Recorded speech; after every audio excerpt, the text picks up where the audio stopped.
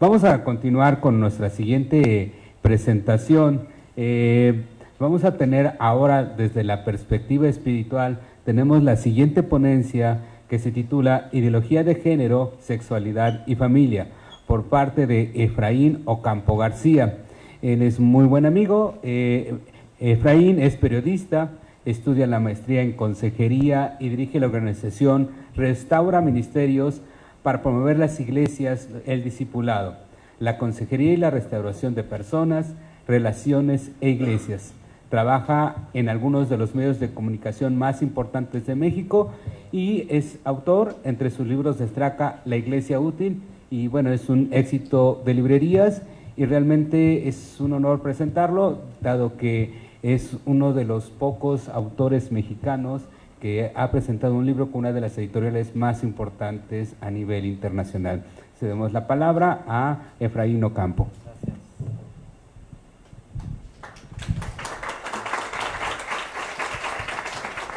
Bueno, pues estoy en primero un gusto de estar aquí, gracias por la invitación, me honra mucho, y estoy en una posición súper complicada, porque además de que a lo mejor ahorita ya están medio cansados, pues estoy entre ustedes y la comida, así que estoy en una posición muy complicada. Pero bueno, vámonos recio, como dicen por ahí, precisamente.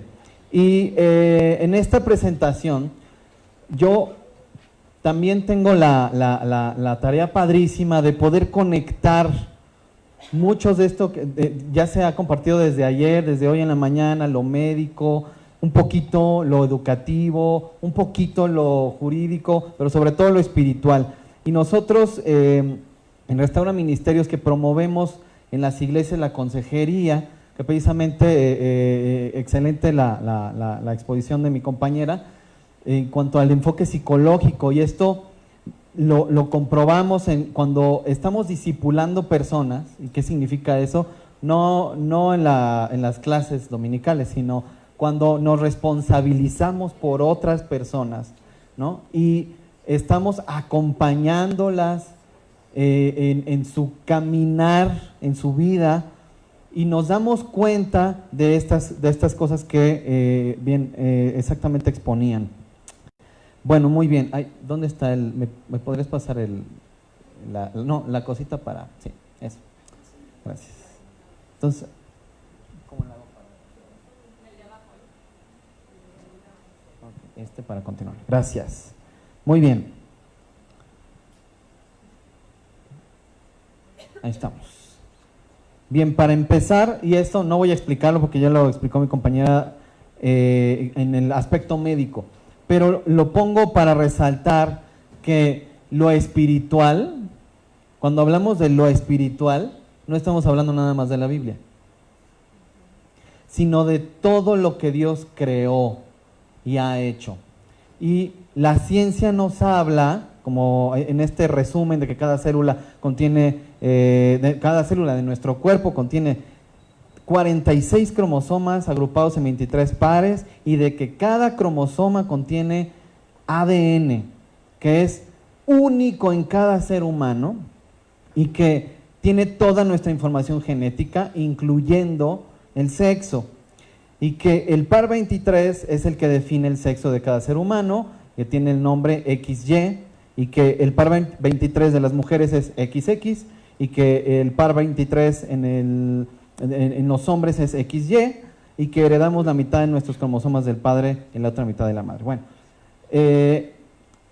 eso como a grandes rasgos. Bueno, aquí me encantó esta gráfica porque eso que acabo de explicar se ve en una imagen, ¿no? Y como decían también, el hombre es el que define el sexo del bebé, y el espermatozoide que puede tener el cromosoma X o Y, que se combina con el de la mujer, y bueno, puede ser XX o XY el bebé, el cromosoma, el par 23, para que sea niño o niña. Esto es bien importante entenderlo, porque incluso cuando en la arqueología encuentran a un cadáver ahí momificado, enterrado, y se puede saber si era hombre o si era mujer, ¿no es cierto?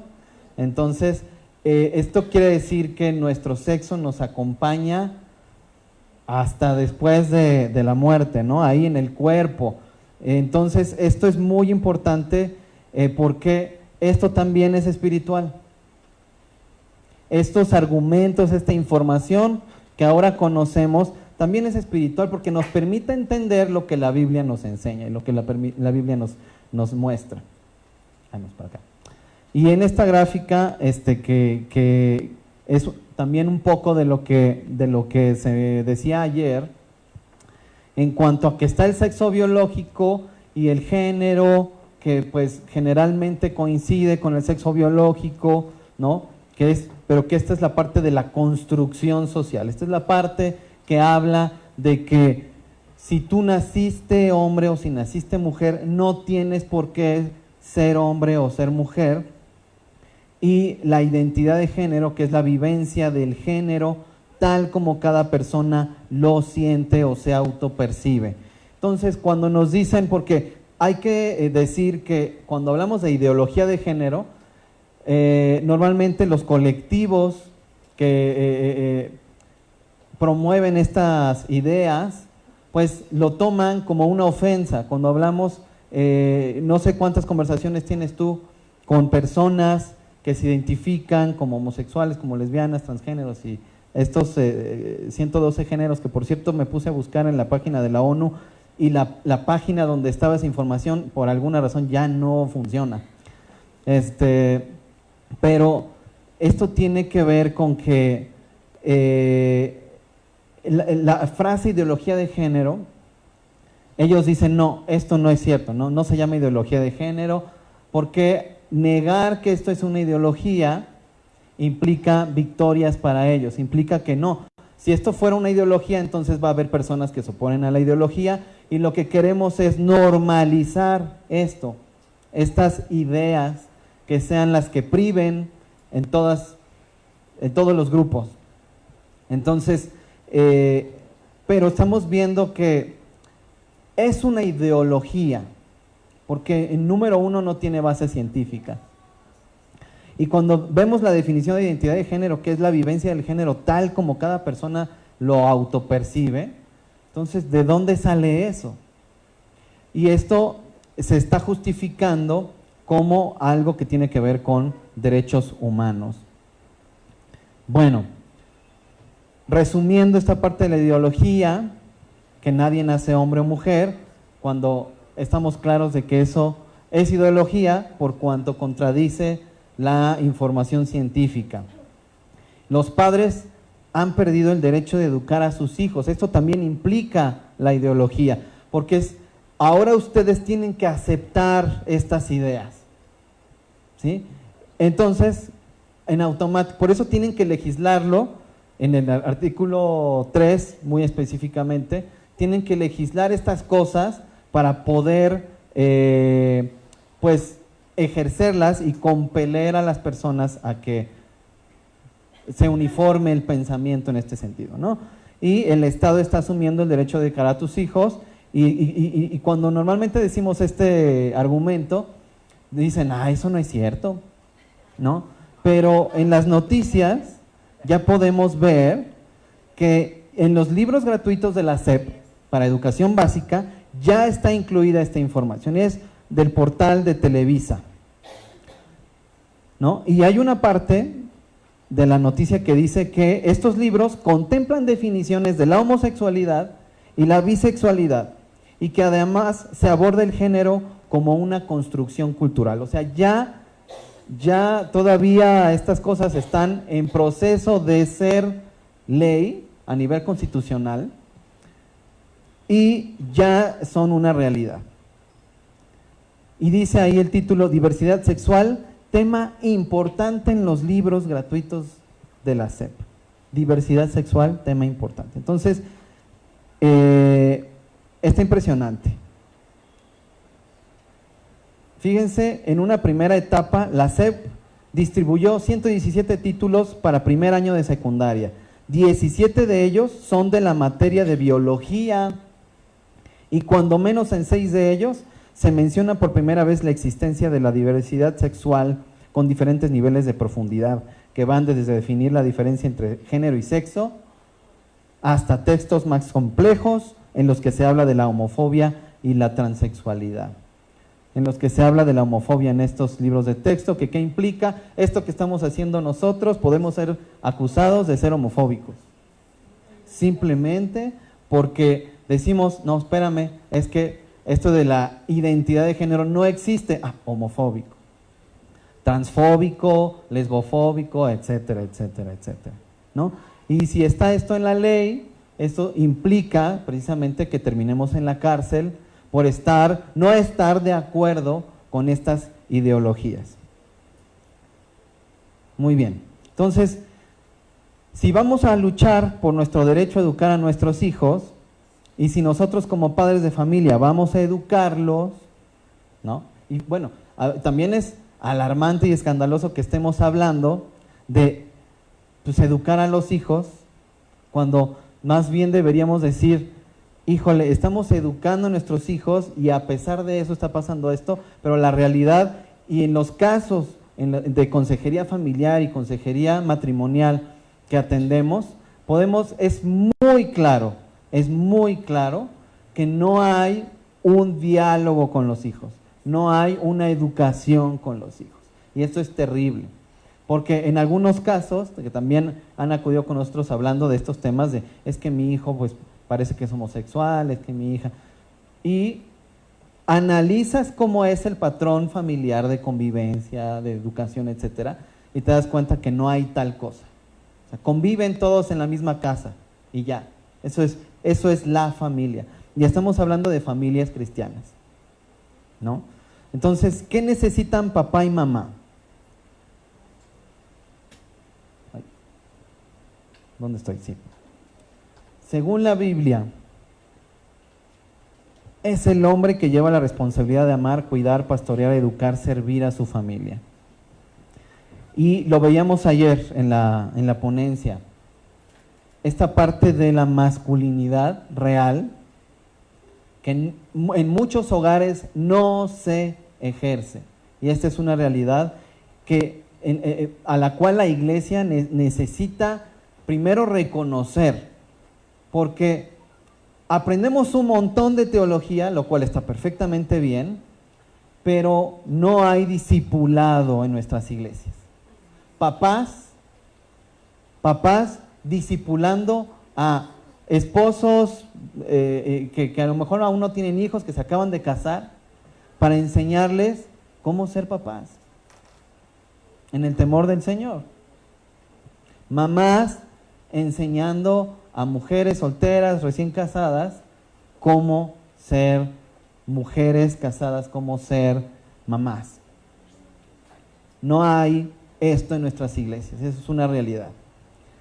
Entonces, si nosotros de entrada vemos en nuestras iglesias que los hombres han cedido la autoridad, ¿no?, de servir, la autoridad de cuidar, la autoridad de proteger, y han usado esa autoridad para otras cosas que no enseña la Biblia, entonces obviamente estas cuestiones que fueron expuestas a nivel psicológico pues van a estar ahí, por supuesto.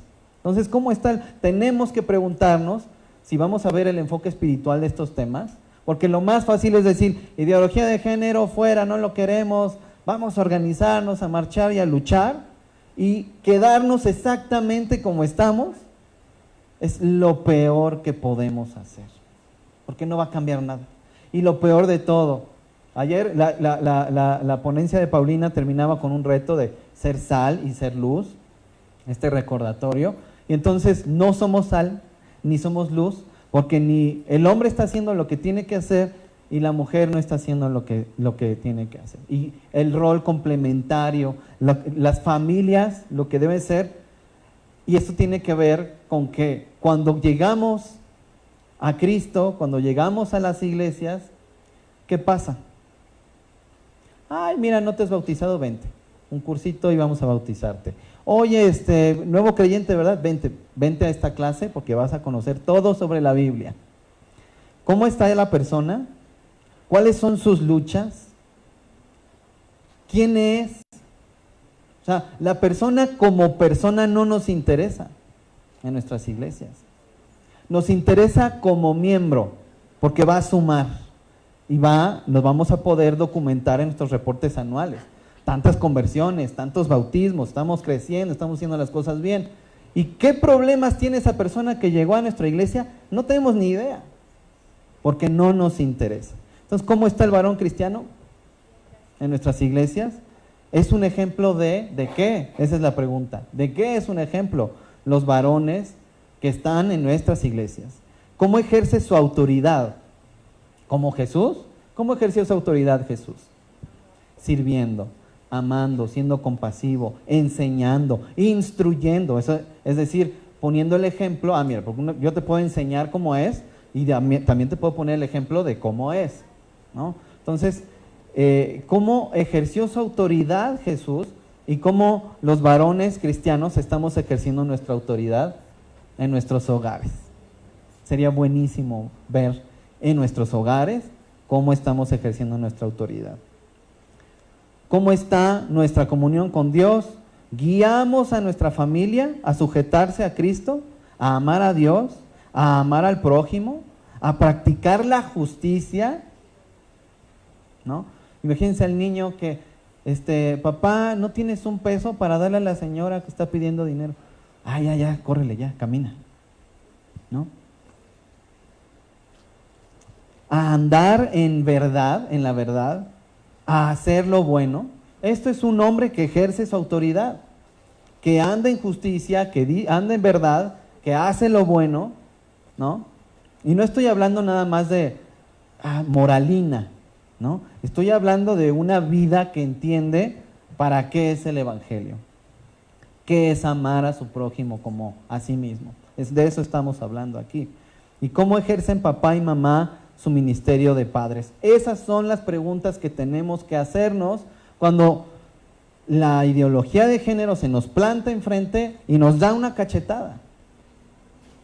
O sea, tenemos que defender el diseño de Dios en nuestra familia. Ahora, eso no implica, pues que lo demás, que el mundo siga rodando y mientras aquí yo le echo ganas en mi familia. No. O sea, tenemos que hacer las dos cosas. Porque como no hicimos lo primero, como no defendimos nuestra familia desde un inicio, como cristianos, como varones, como papá y mamá, como iglesias, como no lo hicimos, por eso estas cosas echan raíces y ganan terreno. No porque no haya opción, sino porque la gente no ve otra opción. Y voltean a ver a la iglesia y dicen, pues, creo que están peor que nosotros, o igual, o están reprimidos, y no, pues mejor nosotros vamos a hacerlo a nuestro estilo, ¿no? Desde nuestra familia y desde nuestras iglesias es como al vecino, al primo, a los compañeros de trabajo, de la escuela, en la iglesia, y ahorita les voy a hablar un poquito de eso, viviéndolo nosotros desde nuestras familias y de nuestras iglesias, es como podemos ser de bendición a la gente y decirles, miren, ¿quieres ver cómo el diseño de Dios funciona? Tienes que ver a mi familia, no hay de otra. Tienes que observarme a mí como esposo, como papá, como cristiano. Y ese es el reto. ¿Pero qué hacemos? Pon tu mirada en el Señor, porque somos imperfectos. Y nos lavamos las manos. Y lo que quería decir es, nosotros tenemos el privilegio de cuando vamos a promover a las iglesias, el volver a discipular, tomar responsabilidad unos por los otros, aconsejarnos unos a los otros, restaurarnos unos a los otros, que eso debería hacerlo la iglesia así de manera natural y orgánica. Cuando vamos y ya estamos como, porque a veces son procesos que duran algunas semanas o meses, y se nos acercan mujeres y hombres, normalmente jóvenes de estas iglesias, y nos dicen, curiosamente ha sido específicamente eso. Soy homosexual. Necesito ayuda. Y resulta que ahí están, en nuestras iglesias. Y no porque, ahí están, no. O sea, ¿por qué? Porque también todos practicamos, todos estuvimos esclavizados a algún pecado, ¿no? O sea, no es que, ¿no? O sea, ahí hay de todo en nuestras iglesias, ¿no? Ahora, sí debemos preocuparnos si nuestro cristianismo no ha cambiado nuestra vida y seguimos esclavizados. Eso deberíamos preocuparnos y deberíamos actuar en consecuencia, no haciendo juicios sumarios en contra de las personas, sino restaurándolas, ¿no?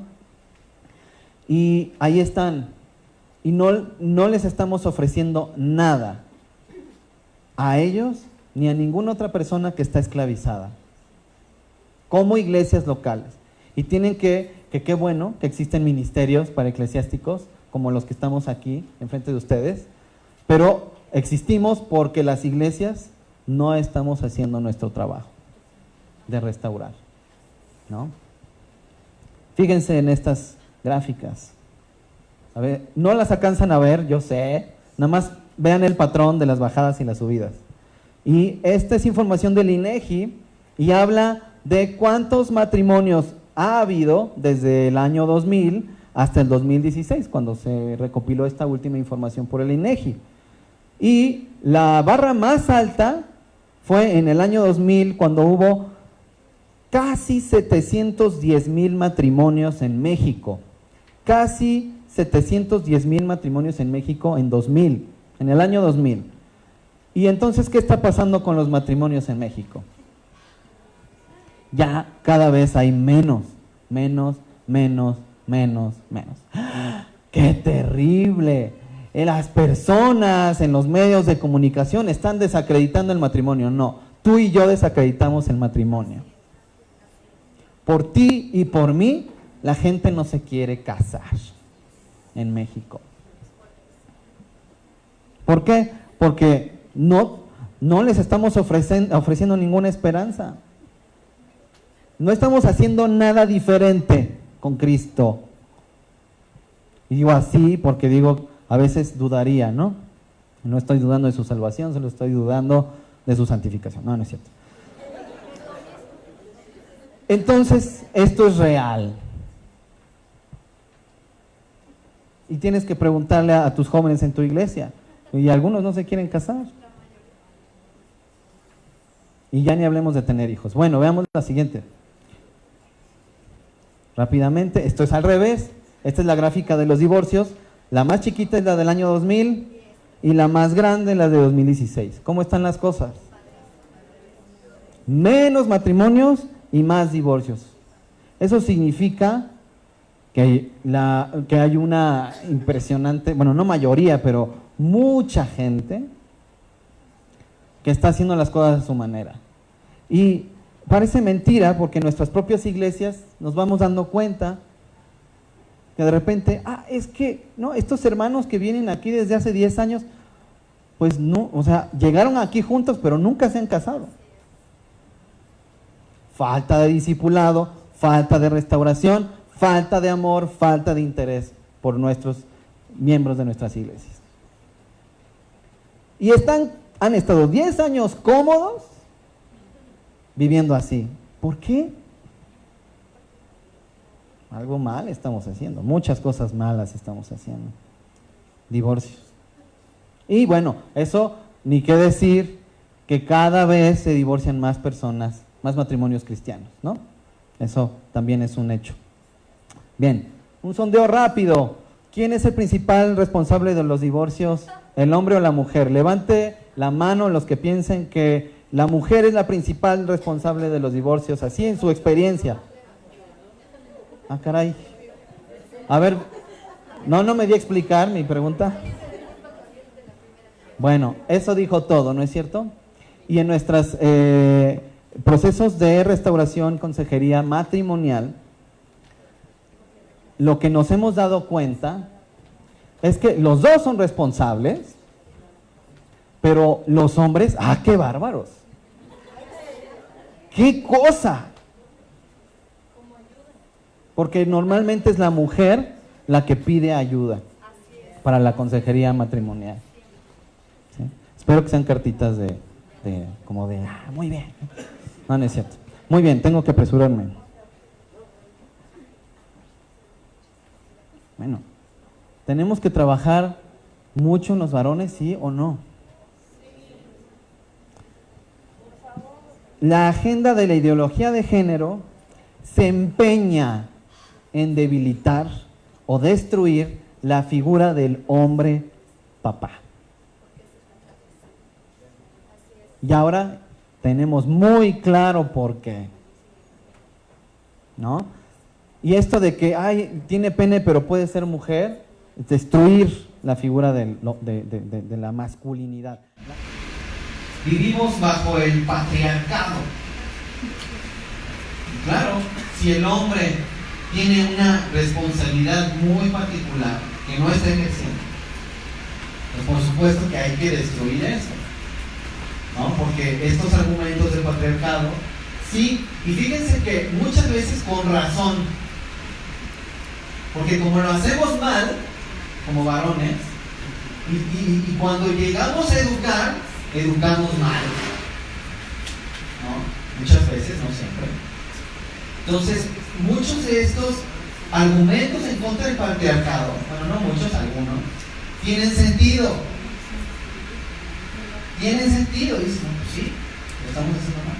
Pero entonces, ya, y dicen, se va a caer el patriarcado. Y esto tiene un trasfondo ideológico brutal y hay que documentarse mucho porque en estas prácticas no hay tiempo para exponer todo el trasfondo ideológico que hay, pero aquí estamos viendo las señales, los síntomas, la masculinidad tóxica. Y bueno, la APA, la Asociación Americana de Psicología, sacó hace unos meses un documento en el que básicamente está diciendo que si eres hombre, pues entonces casi hay que cambiarte de sexo. Y está normalizando la masculinidad tóxica como masculinidad, o sea, como un sinónimo de la masculinidad. ¿No? Ahí está el documento y si quieren, viene un correo y se los paso la liga para que lo vean, está en inglés. Pero lo que está haciendo este documento está diciendo, sí, de todas estas maneras se manifiesta la masculinidad tóxica. Pero ya es como que, bueno, entonces los hombres hacen todas estas cosas. Y esperan. O sea, claro, como manifestación del pecado, claro, ¿sí? Hacemos todo eso y más, como hombres. Pero en la iglesia tiene que dar una respuesta para evidenciar cuál es la verdadera masculinidad. Y tener papá y mamá no es tan importante, ¿no? Claro que es importante. Debido a que los hombres no somos hombres, es en casi 1 de 4 hogares los hijos crecen sin su padre. Esto es demasiado. Entonces, esto explica las condiciones actuales sociológicas. Casi 1 de 4 hogares los hijos crecen sin su padre. Esos hijos tienen mayores posibilidades de caer en depresión, cometer suicidio o crímenes, terminar en la cárcel, tener embarazos no deseados, problemas de identidad sexual o abandonar la escuela, y esto está perfectamente documentado. ¿Sí? Que estas personas tienen una proclividad para los que no tuvieron un padre para llegar a esto. Niños varones confundidos serán hombres débiles, pasivos, malvados. ¿Y quién puede educar a un niño para ser bueno, para ser justo, para ser valiente, para que sea un hombre que guía, un hombre que provee, un hombre que educa, un hombre que pone el ejemplo? ¿Quién? Pues un hombre con esas características.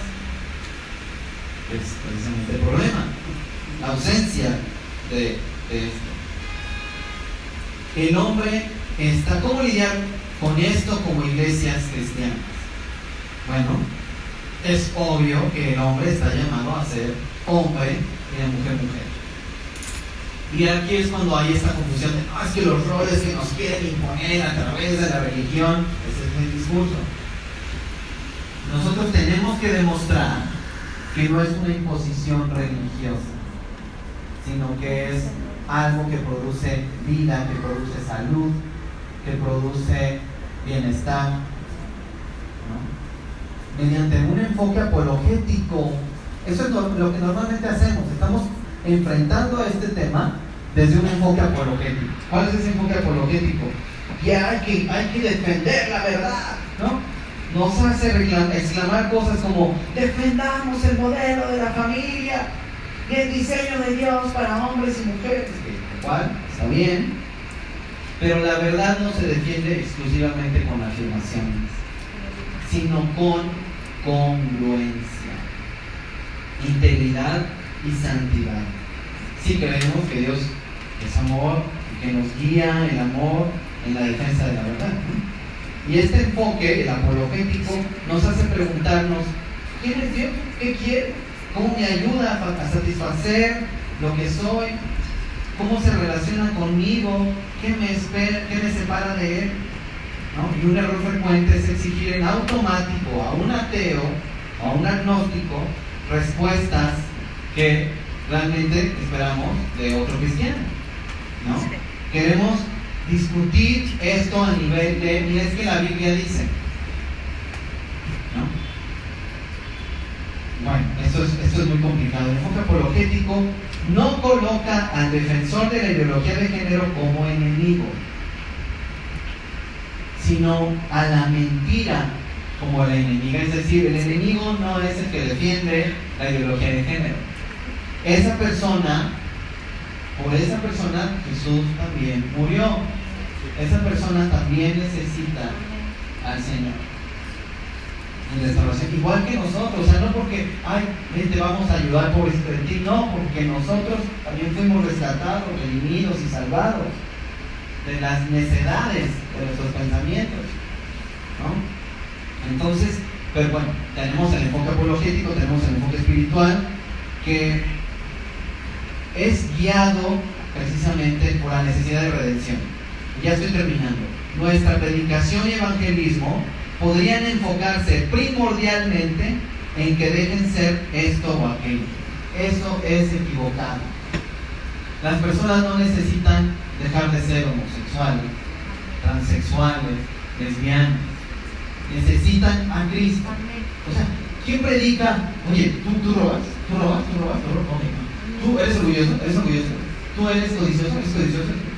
Entonces ahora sí te va el discurso para los codiciosos, te va el discurso para los orgullosos, te va el discurso para los mentirosos.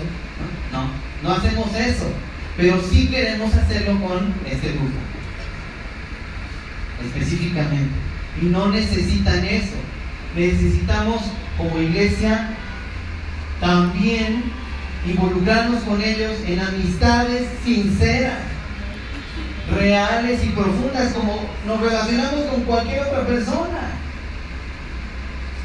Eso es lo que necesita hacer la iglesia.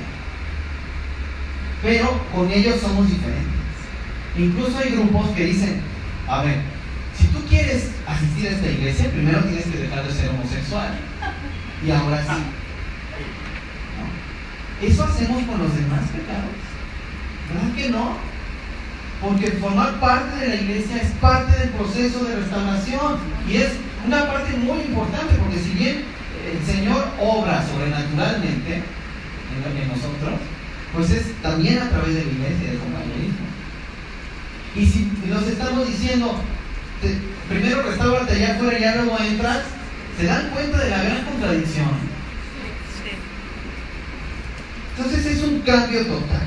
Y lo que estamos diciendo sí tiene que ser apologético, pero tiene que ser sobre todo espiritual. Bueno, el apologético también es espiritual, pero espiritual en el sentido de que tenemos que ser quienes somos, no tratar de ser diferentes, algo que no somos.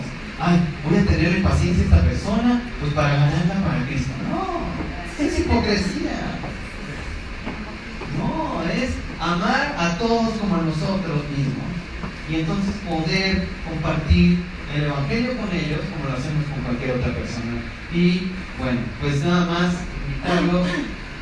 No lo trataron mis amigos de Maranata, está bien, se los perdono, pero la iglesia útil, estamos hablando de la iglesia de las cosas que tenemos que cambiar, ¿sí? Eso. ¿Sí? Ese Efraín Ocampo, no estoy suplantando su identidad. Soy yo.